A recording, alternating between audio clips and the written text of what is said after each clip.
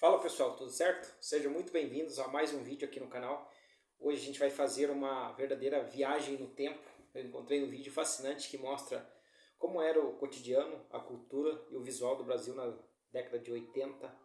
Para quem viveu aquela época vai ser um momento de pura nostalgia e para quem é mais novo como eu, é a chance de entender como nosso país funcionava antes da internet e de tanta tecnologia. Vamos juntos ver como eram as roupas, as músicas e o que bombava naquela década. Preparados? Vamos para o play. Encontrei um vídeo no YouTube fascinante que vai fazer a gente ter essa viagem no tempo. Como era viver no Brasil em 1980? Sem internet, sem celular, sem cartão de crédito. Um país que ainda estava mudando, crescendo e enfrentando desafios que muita gente hoje nem imagina. Já andei num ônibus parecido com esse aí. O motorista tinha um voluntão gigante assim. A gente ia para a escola com um ônibus muito parecido na década de 80. Isso aqui deve ser... Que cidade que é essa, será? Naquela época, o dinheiro tinha outro valor. O tempo passava de forma diferente e a vida era muito mais simples, ou pelo menos parecia ser. Mas será que era mesmo? Quanto custava viver em 1980? O que dava para comprar com um salário mínimo? Era fácil ter um carro ou até mesmo um telefone dentro de... Quanto será que era o salário mínimo da época, né? Eu fico curioso também, eu não sei converter cruzado, cruzeiro, eu não sei qual o dinheiro que é usado naquela época. Eu observo também que os carros da época aqui, ó, por exemplo, Fusca Azul. Eu tinha um Fusca Azul, não era tão antigo quanto esse aqui pela frente dele, que ele é um carro bem mais antigo. Mas eu tinha um de 1982. Era um sonho que eu tinha de ter um carro e esse foi meu primeiro carro. Bacana, né? Observo também como é colorido os carros, né? Olha os carros da época: azul, verde, vermelho, mais um Fusca ali. Casa. Hoje, a gente volta no tempo para entender como era de verdade o dia a dia do brasileiro naquela época e talvez você descubra que muita coisa mudou, mas outras nem tanto. Saudade do tempo quando a gente se reunia em família para assistir televisão, né? Sem o uso da internet, parece que a gente ficou mais distante, as pessoas ficaram mais distantes uma da outra. E a gente reunia para assistir o jornal, para assistir novela, para assistir o Silvio Santos. Parece que a gente tinha muito mais união e contato.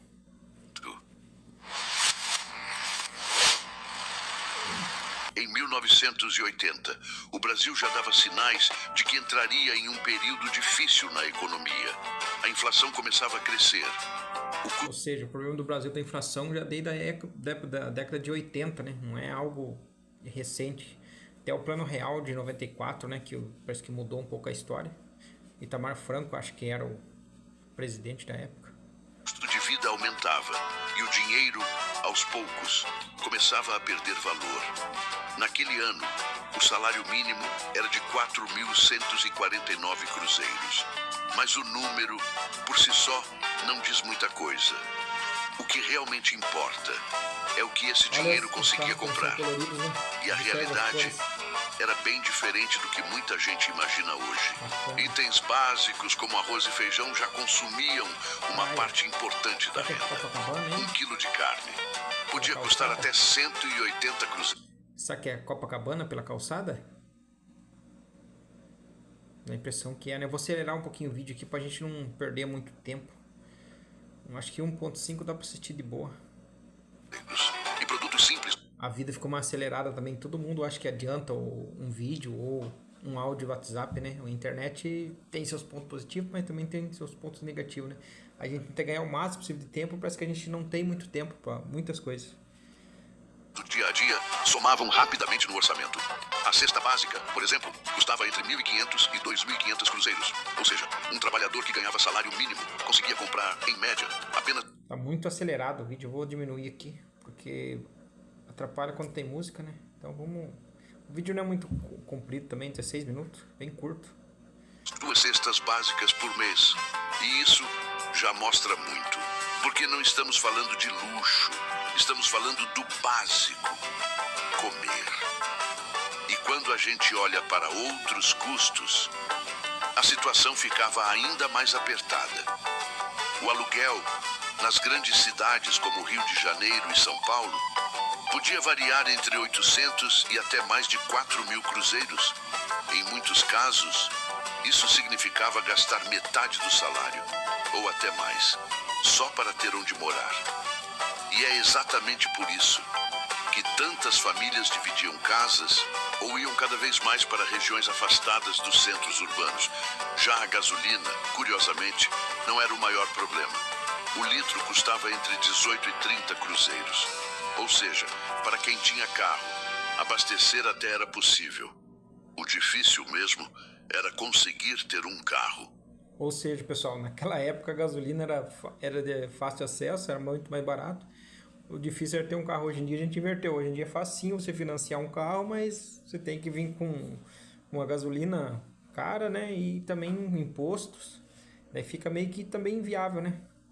No fim das contas, viver em 1980 exigia planejamento, controle e muita disciplina com o dinheiro, porque o salário simplesmente não dava margem para erros.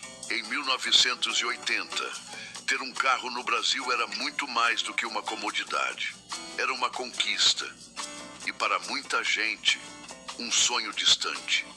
Os modelos mais populares da época eram bem diferentes dos carros de hoje. Nada de... Olha pra você ver como são coloridos, ó, vermelho, azul, verde, amarelo, bege. Parece que a gente perdeu um pouco da cor, né, dos carros. Ó, o Fusquinha, o Fusca dominava a época. Eu acho que o Fusca foi o carro que foi mais longe, né? Hoje em dia eu ainda consigo encontrar um Fusca andando na rua. Agora, o carro da época, como Passat, ou a Brasília, acho que o Gol quadrado chegou depois, né? Depois da década de 80 do Gol quadrado, mas Passat, Brasília e Fusca, acho que o Fusca foi mais longe, rodando até o dia de hoje. Até o dia de hoje, aqui na minha cidade, eu vejo um Fusquinha rodando. Não muitos, mas vejo. Tecnologia avançada, nada de conforto exagerado, mas eram veículos resistentes, simples e feitos para durar. Entre os mais comuns nas ruas estavam o Fusca, o Chevette, a Brasília e o Fiat 147. Carros que hoje são considerados clássicos, mas que naquela época representavam mobilidade, independência e status. O Chevette, por exemplo, chegou a vender quase 100.000 unidades em um único ano. Mas mesmo assim, comprar um carro não era fácil. Era preciso economizar por muito tempo ou assumir financiamentos pesados em um cenário econômico que já começava a ficar instável. E por isso, a maioria da população dependia mesmo do transporte público. Em São Paulo, o metrô ainda estava no começo, com poucas linhas e em expansão. Os ônibus eram o principal meio de transporte e enfrentavam o crescimento acelerado da cidade. Já no Rio de Janeiro, o metrô havia sido inaugurado recentemente em 1979 e ainda era novidade para grande parte da população. Os trens suburbanos e os ônibus continuavam sendo a base da mobilidade. E isso traz um detalhe importante. Como o custo de moradia era alto, muita gente morava longe do trabalho. O resultado? Longas horas no transporte, todos os dias. E mesmo assim, era a realidade de milhões de brasileiros. Acho que essa realidade do transporte se mantém até o dia de hoje, né? Década de 80. Até os dias atuais, então não mudou muita coisa também. Porque em 1980, ir e voltar do trabalho já fazia parte do desafio diário de viver nas grandes cidades. Se tem algo que marcava a vida... Esse é o ponto negativo de ver em cidade grande, né? O transporte. A gente eu moro no interior, o serviço de trabalho está menos de 1,5 km. O transporte também é rápido, né? Circular, principalmente. Anda a cidade inteira em questão de meia hora, 30, 40 minutos. Esse é o ponto positivo para morar na cidade do interior. Acho que o custo de vida também diminui daí, né? Tipo, você vai trabalhar na cidade grande, você vai ganhar muito mais, mas também o gasto até com o transporte se torna algo meio que pensável, né? Pensar se realmente vale a pena sair de uma cidade do interior e morar numa cidade grande. Vamos ver como que era a televisão naquela época. O brasileiro em 1980 era a televisão. ela não era só um meio de entretenimento. Eu acho que vai falar também sobre futebol. Eu não vi esse vídeo ainda, mas eu acho que vai falar do futebol. Eu acho que quem dominava na década de 80 devia ser o Flamengo do Zico, acho. Daí a seleção brasileira de 82 também. Mas vamos falar da TV por enquanto, ver o que vai falar. Era o centro da casa. Era ali, na frente da TV, que a família se reunia. Depois de um dia de trabalho, para assistir junta aos programas que marcavam época. As novelas, por exemplo, simplesmente paravam o país. Produções como Água Viva dominavam as noites, enquanto outras, como Dancing Days, ainda ecoavam na cultura popular, influenciando moda, comportamento e até a forma de falar. Mas a televisão não vivia só de novelas. Os programas de auditório eram um espetáculo à parte. Nomes como Silvio Santos levavam alegria, prêmios e criavam uma conexão direta com o público. Já o Cassino do... Rapaz, o Silvio Santos era um programa que a gente assistia também todo domingo em família. Era nostálgico, era muito bom. Gostava de assistir o programa do Silvio Santos, pelo menos quando tinha as vídeos cacetadas. Nossa, era... Não vamos ter programa igual o do Silvio Santos mais. Eu acho que já domingo perdeu até a graça também, né? Sei lá, a gente tem tanto acesso à tecnologia, mas parece que as coisas pararam de ter sentido.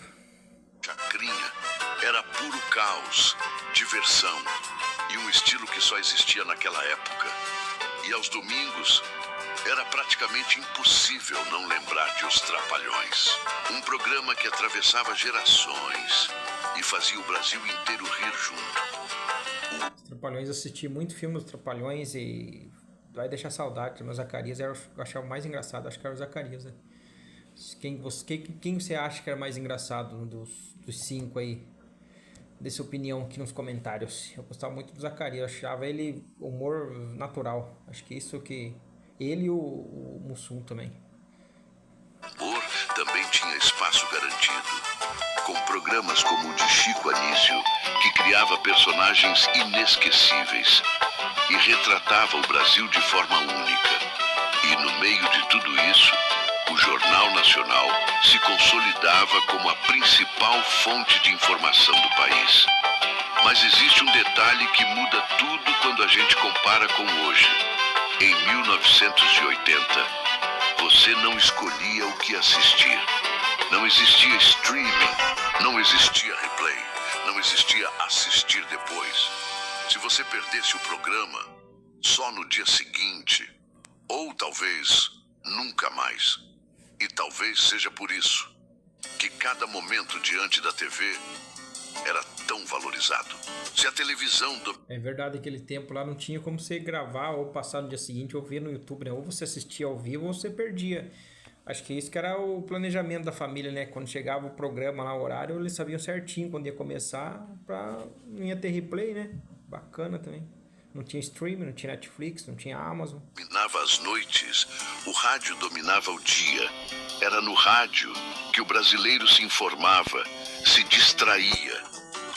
Eu acho também o rádio uma tecnologia incrível, né? Todo mundo fala da internet e tudo mais, mas o rádio sempre chegou, até na década de 80, em lugares que nem energia direito chegava, né? Tipo, era... A internet hoje em dia não chegou, e onde o rádio já chegou. Acho que o rádio também é uma tecnologia que... de ponta. E tanto é que não foi substituído até os dias de hoje. Até os dias de hoje existe um rádio. Atualmente, ouvia música. Em 1980, a música fazia parte da rotina.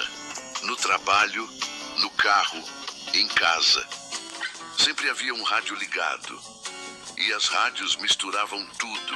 MPB, romantismo e grandes sucessos internacionais. Entre os artistas brasileiros que dominavam as paradas estavam nomes como Elis Regina, Gal Costa, Djavan e Maria Bethânia. Músicas que não eram apenas sucessos, mas que marcaram uma geração inteira. Ao mesmo tempo, o Brasil também estava cada vez mais conectado com o mundo. Bandas como Pink Floyd, Queen e artistas como Michael Jackson já tocavam com frequência nas rádios brasileiras. Era comum, no mesmo dia, ouvir uma música nacional cheia de emoção e logo depois um hit internacional. E isso criava uma mistura única. Um Brasil que valorizava sua própria música, mas também abraçava o que vinha de fora. E assim como na televisão, não dava para escolher o que ouvir. Você dependia da programação. E talvez por isso, quando uma música tocava, ela ficava marcada. Porque aquele momento era único. Se dentro de casa a televisão dominava, fora dela, o cinema ainda era uma experiência especial. Ir ao cinema em 1980 não era só assistir a um filme, era um evento. As pessoas se arrumavam, saíam de casa e viviam aquele momento de forma coletiva. E naquele ano, um filme em especial chamou a atenção do mundo inteiro. O Império Contra-Ataca. Uma continuação que expandia o universo de Star Wars e levava o público... Filmaço, fiquei fã da saga Star Wars. Esse filme, acho que da época, né, deve ter superado todas as barreiras, né, porque falava de tecnologia na década de 80 e acredito que muita coisa que foi pensada no filme hoje em dia faz todo sentido e não é tão novidade, mas naquela época, para quem assistiu, viu esse filme estrear, né, foi uma nostalgia fora de série. Para um tipo de experiência que até então parecia impossível. Efeitos especiais, história envolvente, personagens marcantes. Era o tipo de filme que deixava o público impressionado e comentando por dias. Mas enquanto Hollywood levava o público para o espaço, o cinema brasileiro fazia algo diferente. Filmes como Bye Bye Brasil mostravam um país em transformação, um Brasil que deixava para trás o interior e caminhava cada vez mais para a modernidade. Era um retrato direto, real e ao mesmo tempo profundo.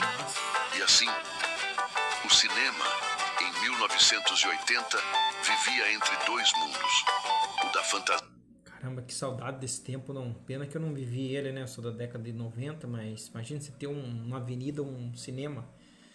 Hoje em dia eu acho que não tem mais, só no shopping, né? Mas perdeu muita força, tem muita coisa da década de 80 que é incrível, né? Se a gente pudesse voltar no tempo, viver essa época, seria um momento mais feliz da vida da gente, né? Mas isso faz parte. E o da realidade. Hoje é quase impossível imaginar a vida sem um telefone no bolso. Mas em 1980, ter um telefone dentro de casa era um privilégio. Não era comum, não era acessível. Eu já tive em casa um telefone parecido com esse aqui, ó. Com uma coisinha assim que você rodava. Nossa, saudade desse tempo. E era caro pra você ter. Se você ficasse muito tempo na linha, você pagava uma fortuna. E definitivamente não era barato. Para ter uma linha telefônica, não bastava pedir.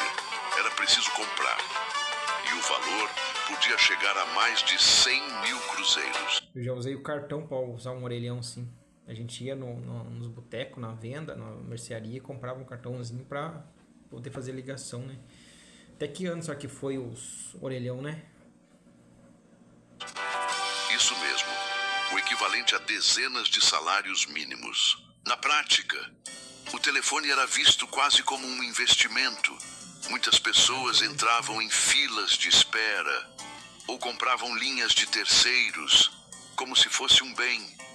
E nas grandes cidades, empresas estatais como a Telerj, no Rio de Janeiro, e a Telesp, em São Paulo, eram responsáveis pelo serviço.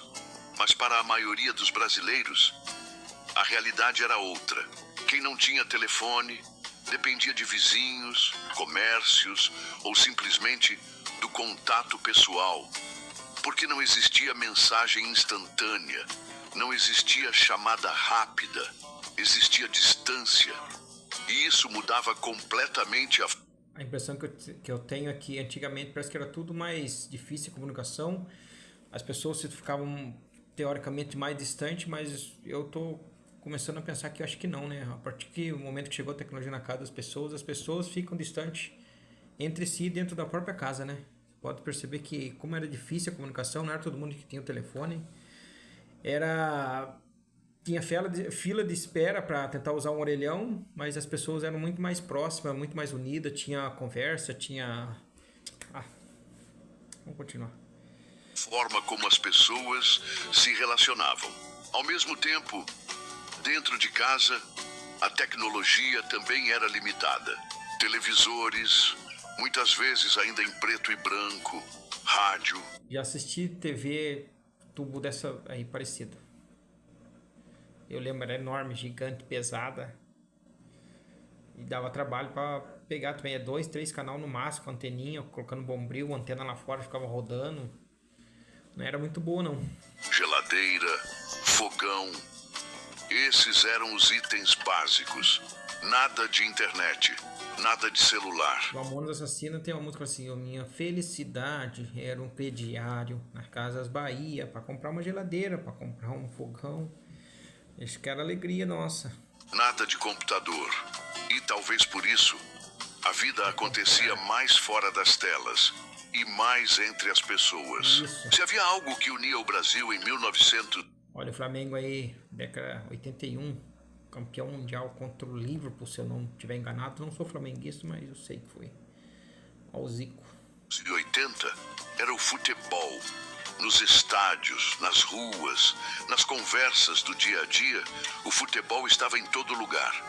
E naquele ano, um time começava a escrever uma das histórias mais marcantes do país. O Flamengo, liderado por Zico, conquistava o Campeonato Brasileiro de 1980.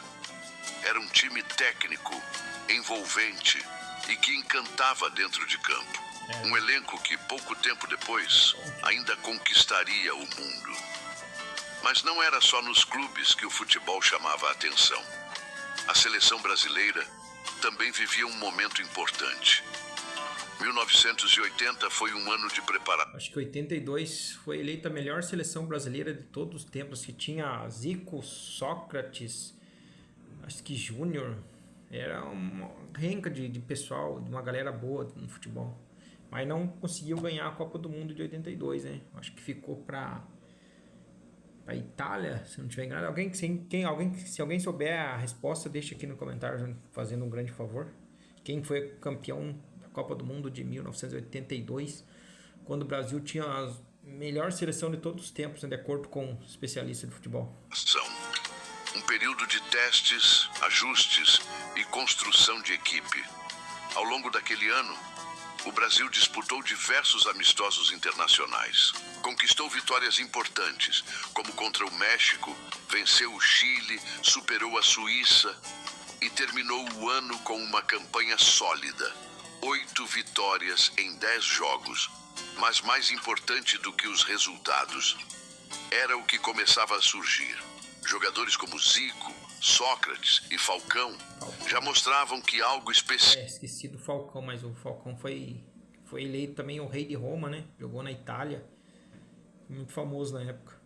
Estava sendo construído.